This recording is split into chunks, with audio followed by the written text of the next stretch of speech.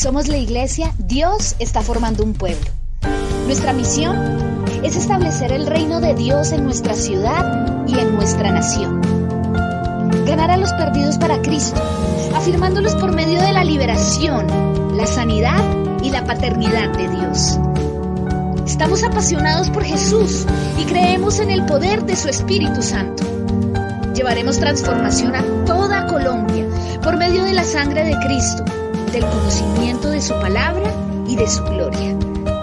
Te invitamos a su casa y te damos la bienvenida a este mensaje para tu vida.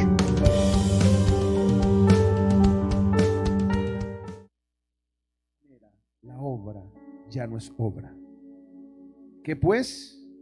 Lo que buscaba Israel no lo ha alcanzado, pero los escogidos sí lo han alcanzado, y los demás fueron endurecidos. Estamos en un tiempo donde Dios está colocando su mirada en gente estratégica para cosas estratégicas. Estamos en un tiempo donde Dios no solo está obrando de una manera sobrenatural en la mente y en los corazones de muchas personas, incluyéndonos a nosotros, sino que Dios también está tocando intencionalmente personas que en algún momento quizás dijeron que jamás llegarían a los caminos de Dios. Eso tiene que ver con el plan que Dios tiene para este tiempo, para tu vida, para tu familia y para tu nación. El apóstol Pablo dirige esta carta a los romanos, lo hemos venido hablando en todo este tiempo de reforma, de transformación, a un grupo pequeño de cristianos que estaban soportando la presión y la influencia cultural de este tiempo, a la presión y a la corriente de este mundo que trata de alinearnos en conducta, carácter y pensamiento. Roma era una ciudad pagana, llena de pecado, de idolatría, perversión, homosexualismo, incesto. Las orgías eran comunes, la esclavitud, la muerte era el pan diario, el placer, bienestar, goce y deleite era lo normal a lo que se vivía en Roma. Sin embargo, en medio de esa perversidad había un remanente. Diga conmigo, en medio de esta cultura hay un remanente. Y a ese remanente el apóstol dirige esta carta. Y estratégicamente se la dirige porque él sabía que aunque eran pocos los que portaban el mensaje de la verdad, aunque eran pocos los que conocían la revelación de la cruz, y aunque eran pocos los que creían en lo sobrenatural de Dios, con eso poco Dios iba a hacer demasiado en este tiempo. Yo quiero decirte que aunque tú seas de los poquitos que hay en esa empresa, cristianos, Dios te va a usar para hacer cosas gloriosas en esa empresa. Quiero decirte que aunque tú seas de los pocos cristianos en esa universidad, en esa empresa, en ese colegio, en ese lugar donde ninguno quizás profesa esta fe cristiana, Dios va a hacer cosas poderosas a través de tu vida, por cuanto tú haces parte de este remanente que traerá la presencia, la palabra y la transformación de la gloria de Dios. A ese remanente Dios le dirige esta carta, y el propósito de esa carta era que ellos pudieran entender lo que podían hacer en medio de tanta oscuridad, en medio de tanta perversión. Dice el apóstol Pablo que hubo un hombre que marcó un derrotero, que marcó una pauta en el comportamiento que debe ser evidente en un cristiano, y este varón fue Elías. Fue un hombre que era de los pocos de Dios contra los muchos del infierno, y prevaleció y se mantuvo y no quiso ahuyentarse por el volumen de los que podían estar en contra de él, sino que decidió permanecer firme ante la oposición, ante la persecución. El versículo 2 del pasaje que leímos dice: ¿o no sabéis que dice de Elías la escritura, como invoca a Dios contra Israel, diciendo: Señor, a tus profetas han dado muerte y tus altares han derribado y solo yo he quedado, y procuran matarme? Pero ¿qué le dice la divina respuesta? Me he reservado 7,000 hombres que no han doblado la rodilla delante de Baal. Aunque había persecución, aunque había presión, aunque habían luchas, aunque habían guerras, aunque la cultura del tiempo de Elías quería ponerlo a adorar a otro Dios, Elías permaneció firme porque él entendió que si él permanecía en la roca, si él permanecía en la verdad, si él permanecía en la fe, si él permanecía en el temor de Dios, aunque otros lo presionaran a no permanecer en ese temor de Dios, él vería el respaldo, él vería la misericordia, él vería la gloria de Dios, él vería la provisión. Tienes que entender en este tiempo que aunque las circunstancias te presionen a salirte del propósito, a salirte de tu llamado, a salirte de tu asignación, aunque otros no entiendan lo que tú sientes en tu corazón, lo que tú cargas como esa profunda carga que pone el Espíritu Santo para hacer lo que otros no pueden hacer. Si tú permaneces fiel en eso, Dios te va a respaldar. Así el horizonte sea completamente contrario y así muchos piensen que tú estás loco, tú haces parte de ese pequeño puñado de hombres y mujeres de Dios que van a hacer la voluntad de Dios. ¿Por qué era una lucha? ¿Y por qué el apóstol Pablo cita el ejemplo de Elías? Refiriéndose específicamente que el mismo Elías hacía parte de ese remanente que no se arrodilló ante Baal. Nosotros creemos que Dios tiene un plan de transformación para Colombia. ¿Cuántos dicen amén? Dios tiene un plan de transformación para tu casa, para tu familia. Y tienes que entender que Dios ya lo inició. A veces cuando uno, sobre todo cuando se trata de la familia, de aquellos cristianos que por años hemos orado por ellos y vemos que de pronto no hay luz, no hay respuesta, no quieren ir a la iglesia, por lo contrario nos critican. A veces creemos que eso va a ser difícil y que va a ser demorado. Pero yo quiero que tú entiendas que en el proceso de Dios, Dios ya inició con tu casa. Escucha esto. La transformación de tu casa empezó con tu transformación. Y Dios no se ha detenido, tampoco se va a detener. Dios está haciendo una obra maestra. Dios es un Dios perfecto. Dios es un Dios verdadero. Él no es hombre para mentir, mucho menos hijo de hombre para arrepentirse. Lo que Dios dijo que iba a hacer en tu casa, lo va a hacer. Por encima de nuestros errores, de nuestras fallas, de nuestras debilidades, por encima de nuestras luchas, aún nuestros errores, déjame decirte esto, aún nuestros propios errores hacen parte del plan de transformación. Y Dios va a transformar tu casa, y Dios va a transformar tu familia. Pero lo primero que tienes que hacer tú, como la puerta de bendición de tu casa y de tu apellido, es entender que hay dos escenarios donde la fe del creyente se desafía. Hay dos escenarios donde tú vas a tener que determinarte por uno de los dos caminos. Baal representaba aquel dios de Canaán al que se le atribuía fertilidad, lluvia, sol, se le atribuía la prosperidad económica. Israel no era bueno para la producción agrícola. Israel era nómada. Su oficio era pastoral. No sabían de agricultura. No sabían de técnicas de hierro. Por eso no eran muy buenos en la guerra. Sin embargo, ese era el Dios cultural de ese tiempo. Elías no adoraba a ese Dios. Elías oraba al Dios de Abraham, de Isaac y de Jacob. Y aunque la circunstancia y la misma cultura obligaban a Elías a que adorara a Baal, él dijo: no, yo no voy a claudicar en los dos pensamientos que todo el mundo claudica. Yo no voy a irme por el camino incorrecto. yo voy a coger el camino correcto, que es serle fiel a mi Dios.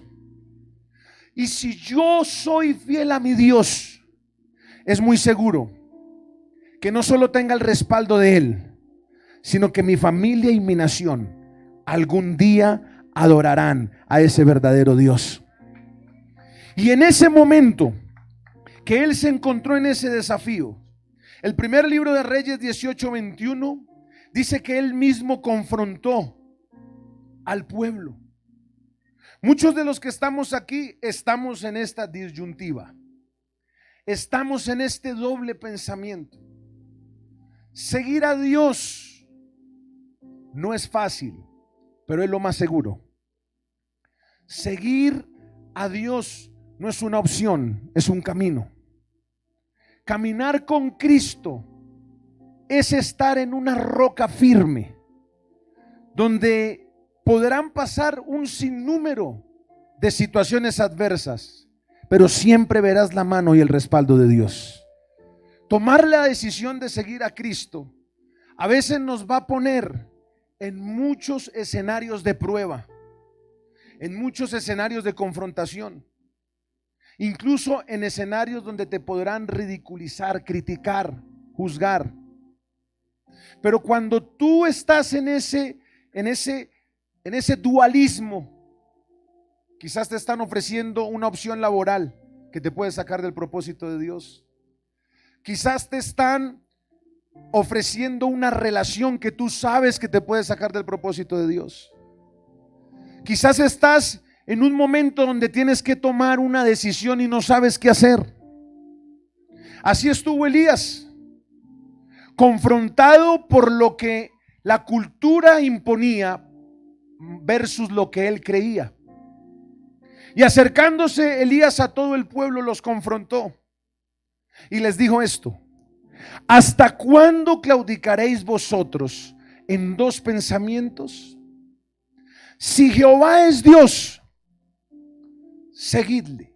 A ver, ¿por qué el pueblo adoraba al dios Baal? ¿Qué significa la palabra Baal? Uno que provee, uno que suple recursos, uno que da lo necesario para sobrevivir. El pueblo estaba en esa lucha, porque resulta que siguiendo a Baal veían provisión. Y Elías les dice: no, Baal no es Dios. Y el pueblo decía: sí, pero nos provee, hace que florezcan los cultivos, hace que fluya la provisión. Sí, pero no es Dios. Jehová es Dios.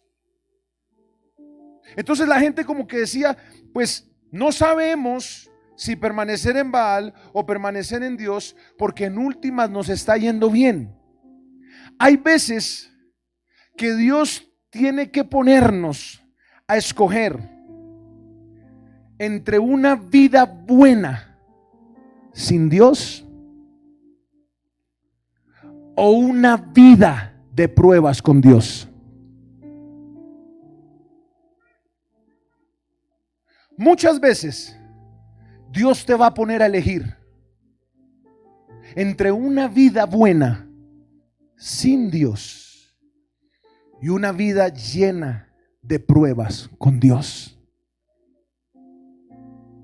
Algunos esta semana ya hemos sido desafiados, especialmente las mujeres que llegaron del encuentro, para definir quién es nuestro Dios, para ver si vamos a doblar rodilla ante Baal, para ver si vamos a claudicar, para ver si vamos a regresar atrás, para ver si lo que pasó el fin de semana fue algo emocional y ya. Pero está en nuestra propia decisión creer que aunque vengan dificultades, ríos, lluvias, vientos, aflicciones, turbulencias, pruebas, eclipsis de fe, donde no veamos respuesta, donde no veamos intervención alguna, Dios, no negaremos a nuestro Padre Celestial, porque pase lo que pase, entendimos que Él es mi Padre, que yo soy su hijo y que Él me ama Y que no importa lo que se levante, no importa la angustia, no importa la crisis, no importa la dificultad, no importa si mi vecino obtuvo para el arriendo y yo no, no importa si mi vecino prosperó y yo no, no importa si mi vecino logró solucionar y yo no, porque en últimas yo sé que mi Redentor vive. Y aunque deshecha esté esta mi carne, aunque no vea situación que se solucione, aunque no vea respuesta, yo sé que si permanezco y no doblo rodilla ante Baal, he de ver a mi Dios, he de ver el cielo, he de ver la intervención de mi Señor en mi vida, en mi casa, en mi familia. Por eso Dios toma este ejemplo de Elías, inspira al apóstol Pablo para que él le mostrara a ese remanente, diga conmigo remanente, a ese remanente de Roma, que no importaba la presión. Si hay algo que los cristianos tenemos que aprender a soportar en este tiempo, es la presión. Usted tiene la capacidad de soportar el tamaño de una bendición tanto como soportes la presión.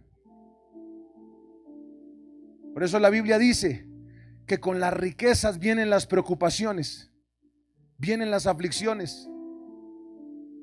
Dios no te va a llevar a otro nivel si tú no aprendes a soportar la presión.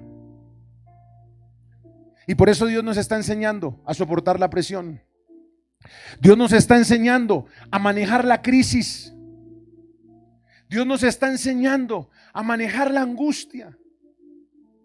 Esta semana veíamos presión, persecución, porque cuando ya se enteraron que la iglesia se había levantado a defender los principios, la vida, la familia, pues empezaron a decirnos que habían intenciones de atacarnos, de desprestigiarnos. Y entonces yo me angustiaba y yo decía, tenemos que orar, tenemos que ayunar, tenemos que ver qué vamos a hacer, hay que salir. Y de pronto las autoridades decían, no se preocupe, que nosotros sabemos, bienaventurados los que sufren persecución a causa de este reino, porque de ellos es la misericordia, la provisión, la bendición, todo lo que comprende la palabra reino. Todo lo que comprende la palabra reino. Dios va a usar un remanente de transformación y tú haces parte de ese remanente. ¿Cuáles son las características de ese remanente? ¿Por qué Dios te tocó en este tiempo? ¿Por qué Dios está cautivando tu pensamiento? ¿Por qué Dios está hablándote cosas específicas, mostrándote diseños, poniendo carga en cosas específicas en tu vida? Porque para este tiempo Dios va a usar a aquellos que jamás pensaríamos que Dios iba a usar. Primera carta a los Corintios 1:27. Iglesia, prepárense para ver aquellos que jamás pensamos ver siendo usados por Dios para cosas muy grandes. Prepárense para ver aquellos familiares, amigos, discípulos que no veíamos hace mucho, para hacer cosas tremendas que solo Dios puede hacer. Sino que lo necio del mundo escogió Dios para avergonzar a los sabios, y lo débil del mundo escogió la iglesia, dice ahí, ¿cierto? Escogieron los hombres, ¿cierto? ¿Quién lo escogió? Lo escogió Dios. ¿Para avergonzar a quién? A lo fuerte. Mire, el remanente, ¿cuántos hacen parte de ese remanente? El remanente de transformación, escuche esto, es la reserva que tiene Dios para los últimos tiempos. Es un armamento reservado que Dios escondió, que Dios guardó, que Dios quiso dejar en un tesoro particular para usarlos en tiempos difíciles que se avecinan. Cuando yo le hablo de remanente, son aquellos que Dios sacó con guantes del pecado. Son aquellos que Dios sacó con guantes de la inmundicia. Son aquellos que Dios rescató, que quizás no llevan mucho en los caminos de Dios, pero que Dios decidió usar para alabanza de su gloria. Cuando le hablo de remanente, son aquellos que están determinados a no doblar la rodilla ante la presión de Baal. Son aquellos que están determinados a ir en contra de la corriente de este mundo. Son aquellos que están determinados a no negar la cruz en el momento de la dificultad.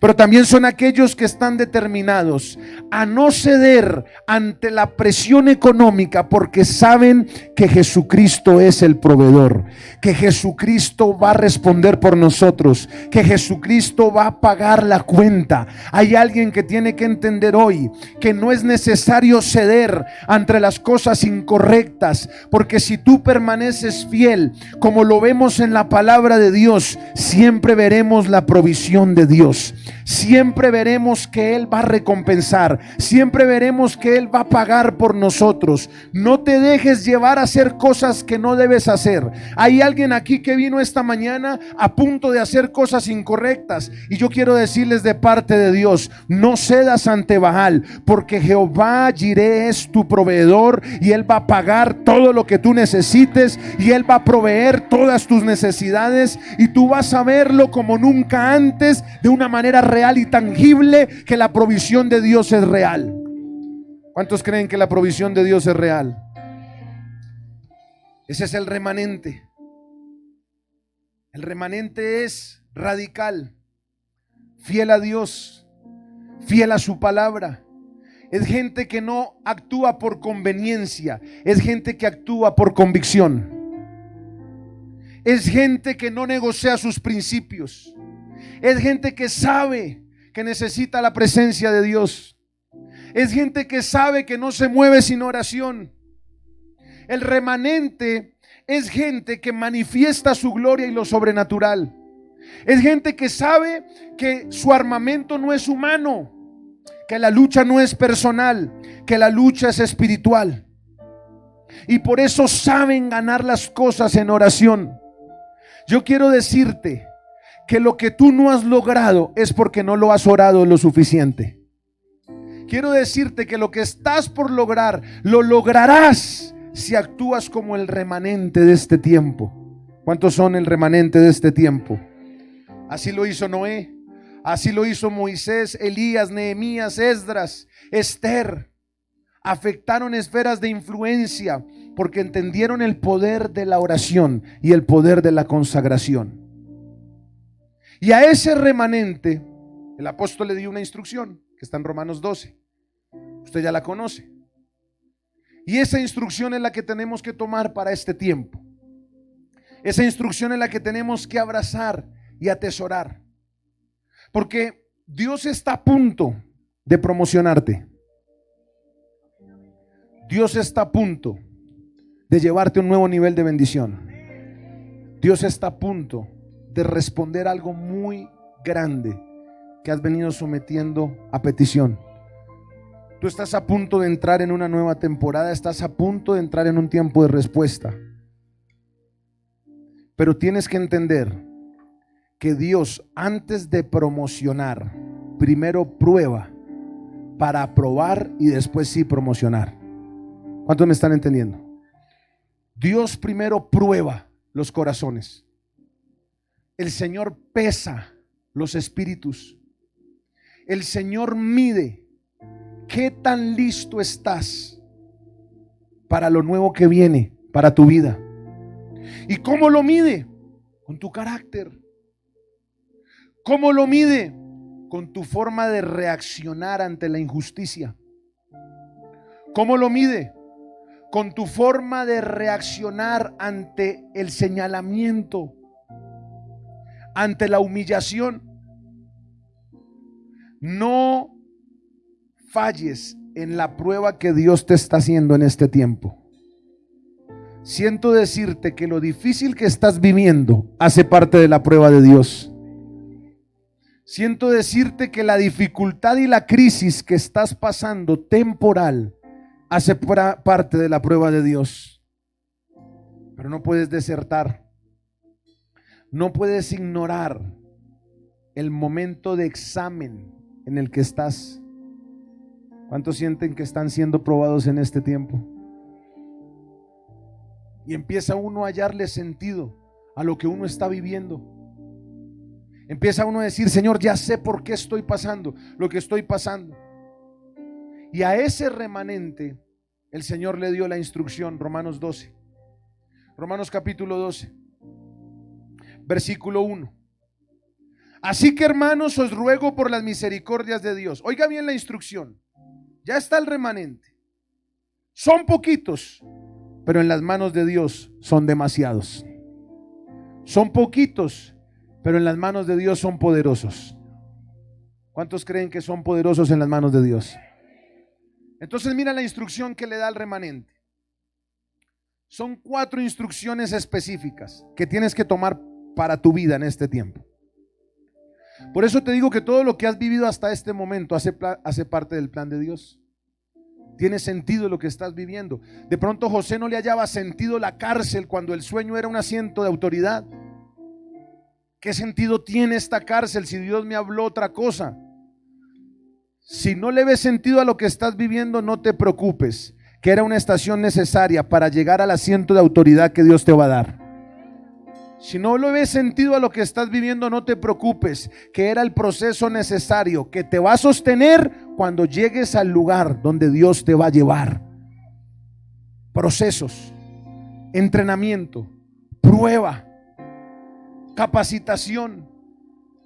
Sobre todo, déjeme decirle algo: Dios aprende a formarle el corazón antes de la promoción. ¿Y sabe cómo le forma el corazón? Blindándoselo del menosprecio, de la crítica. Antes que te lleven a ese lugar, te llegarán cartas menospreciándote. Te llegarán cartas mandándote mensajes de destrucción para ti, para tu familia. Y quizás, dependiendo de donde te vaya a llevar, aún los medios de comunicación hablarán mal de ti. Yo no sé a quién Dios le está hablando.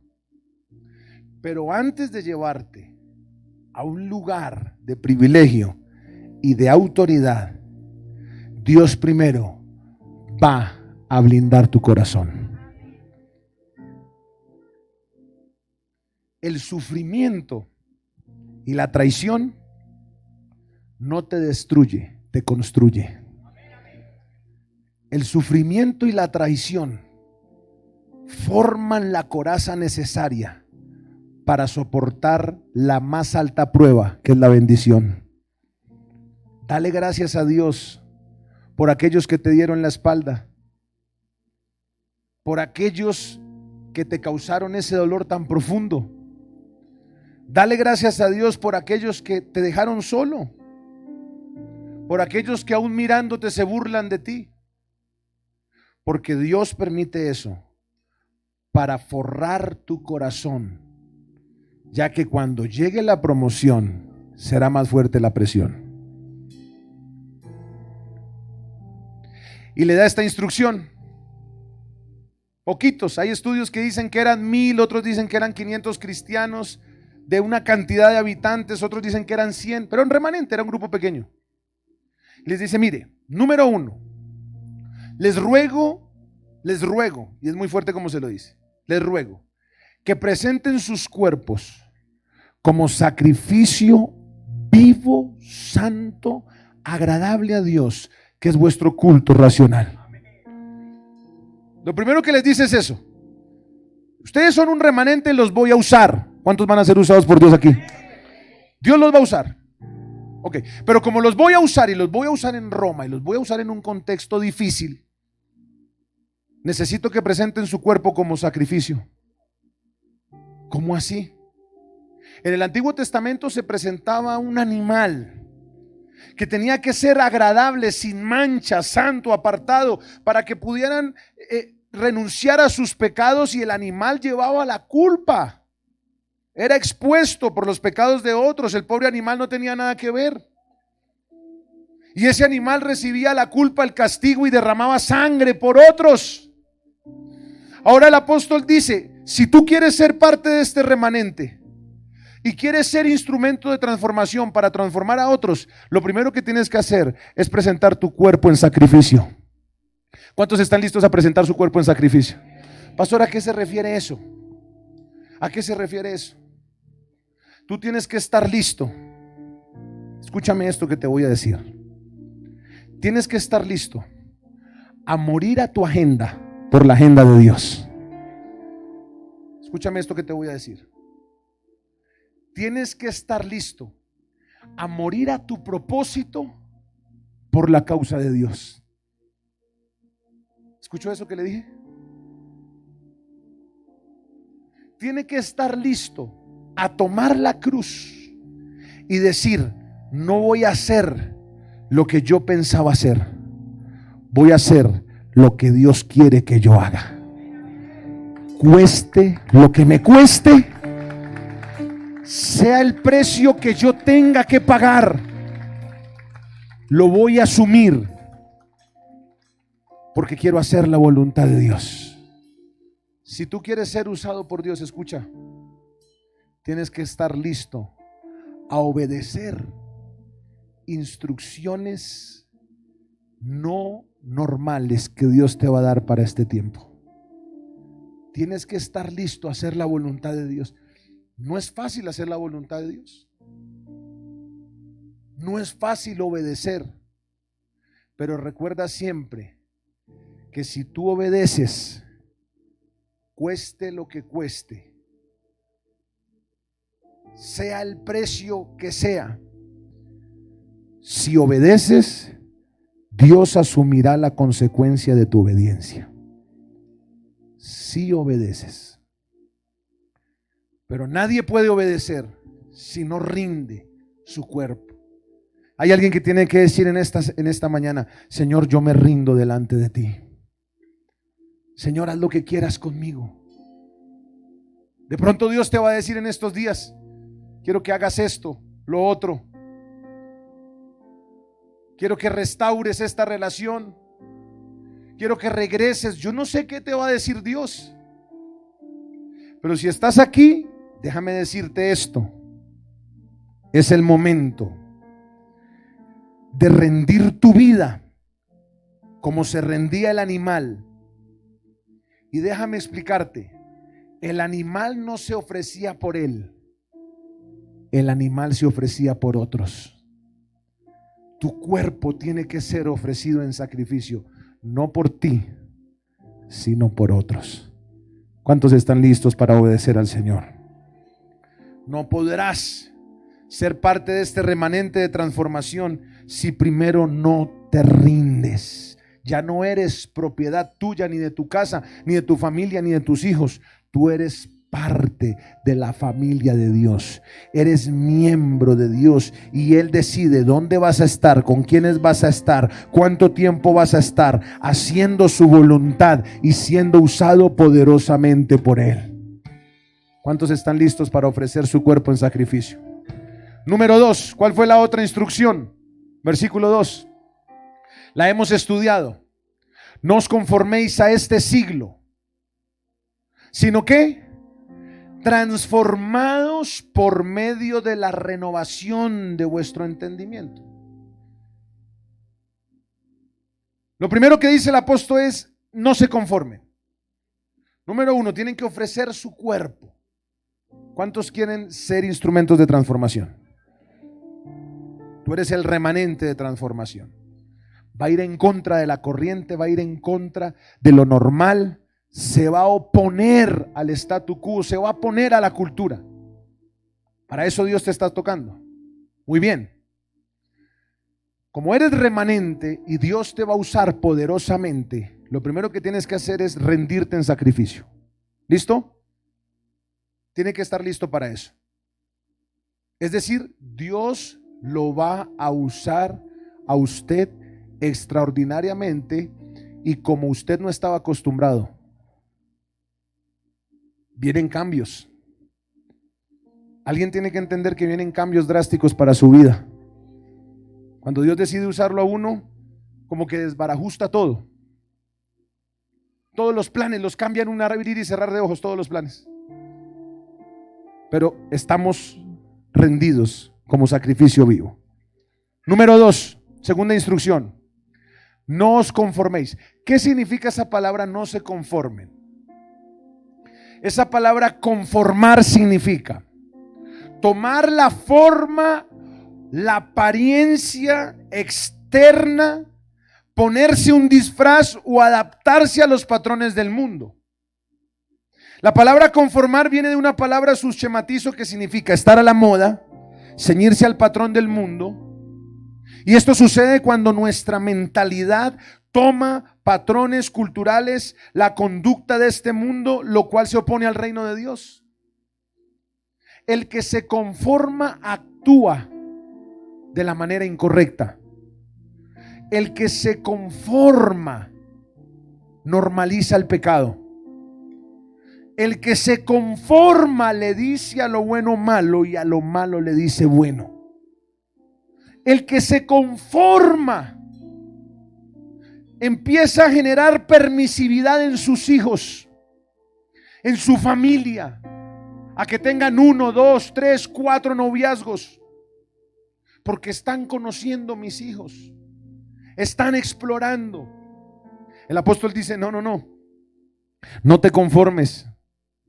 Te llamarán retrógrado, te llamarán religioso, te llamarán fanático, te llamarán oscurantista. ¿Qué no nos han dicho a nosotros? Pero lo que quiero decirte es que si quieres en realidad ser sal y ser luz, no puedes conformarte. Será diferente tu manera de actuar, será diferente tu manera de vestir, será diferente tu manera de hablar, serás diferente en todo. ¿Cuántos están recibiendo esto? No se conformen. Rompamos el esquema, iglesia. Rompamos la tradición. No escuchemos voces. Las voces nos van a querer llevar a la rebelión. Si hay algo natural que hace el diablo, es sugerir comentarios que te quieren sacar del propósito. La mayoría de personas que abandonan la iglesia donde Dios los puso es porque hubo un mensajero de Satanás que les susurró un propósito. Alguien te habló, alguien te sugirió. ¿Para qué? ¿Para qué un árbol es arrancado de su lugar donde estaba plantado? Dígame, ¿para qué? ¿Para qué la raíz se seca? Para no dar fruto.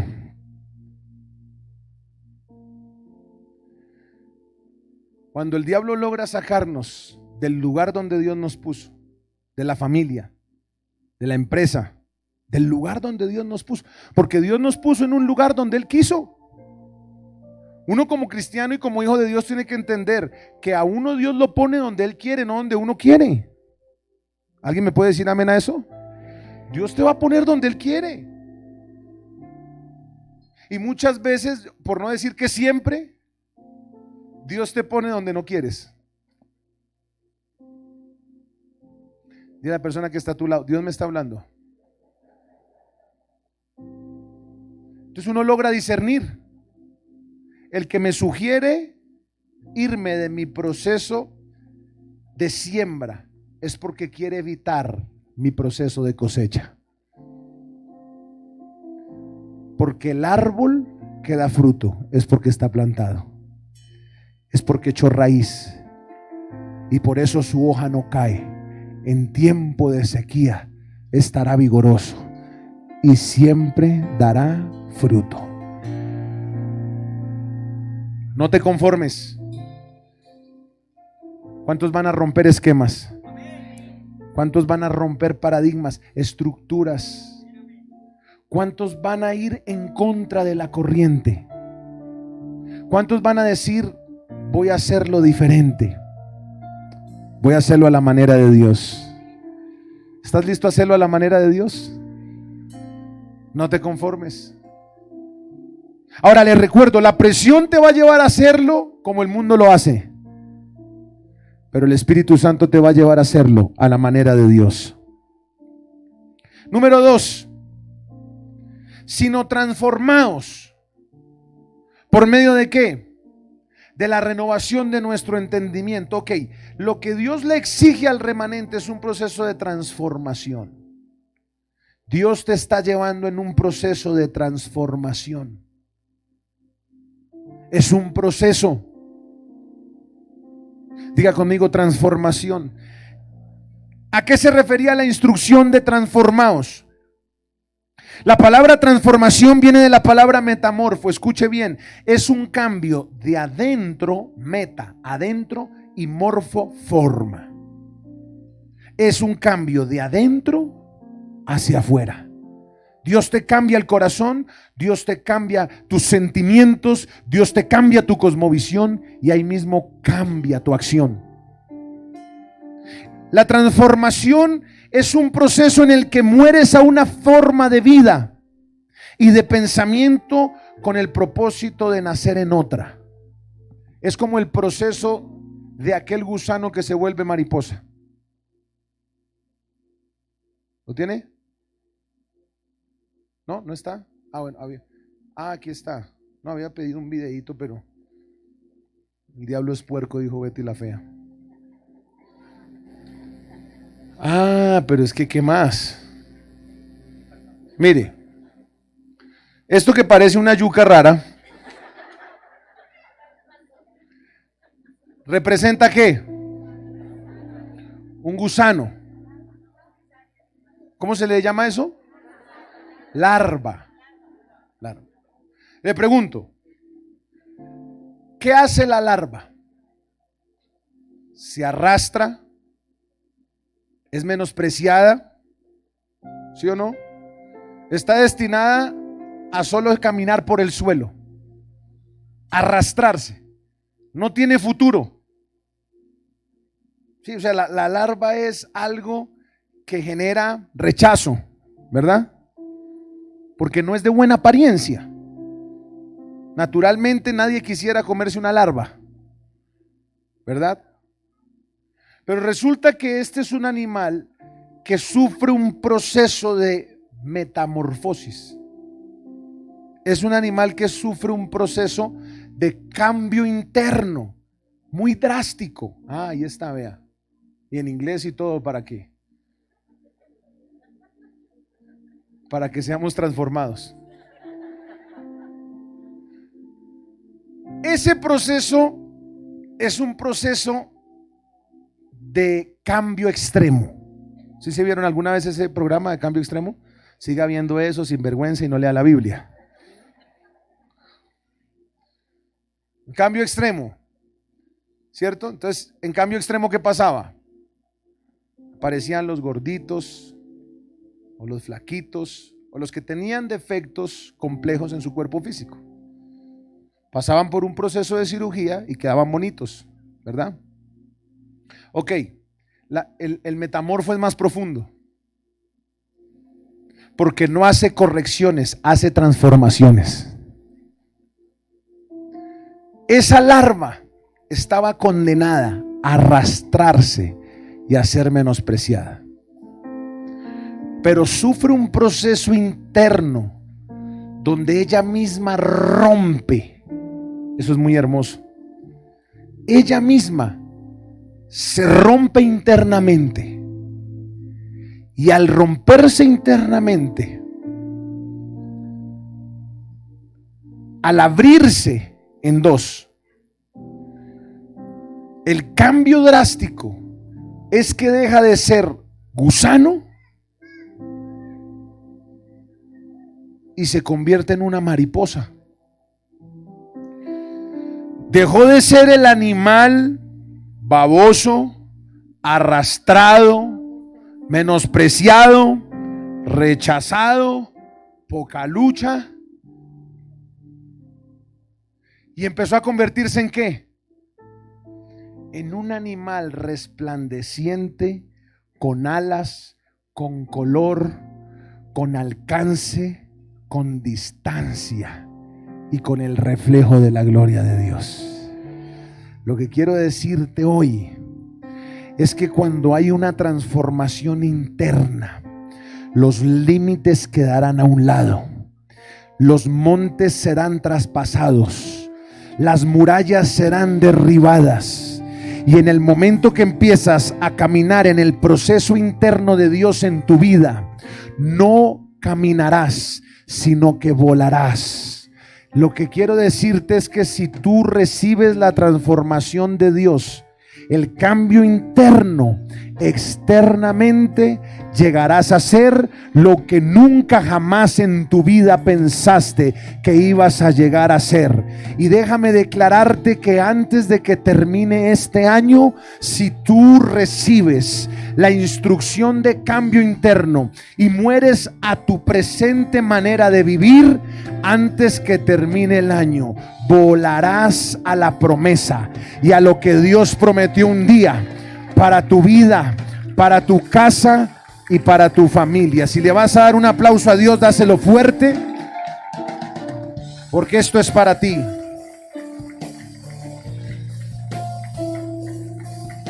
¿Cuántos están listos para ser transformados? Diga, hace su mano y diga conmigo: voy a ser transformado. Se me acabó el tiempo, termino en 8 días. Faltan 2 instrucciones más.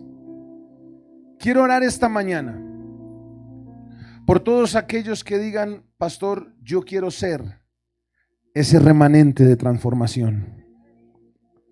Yo quiero hoy iniciar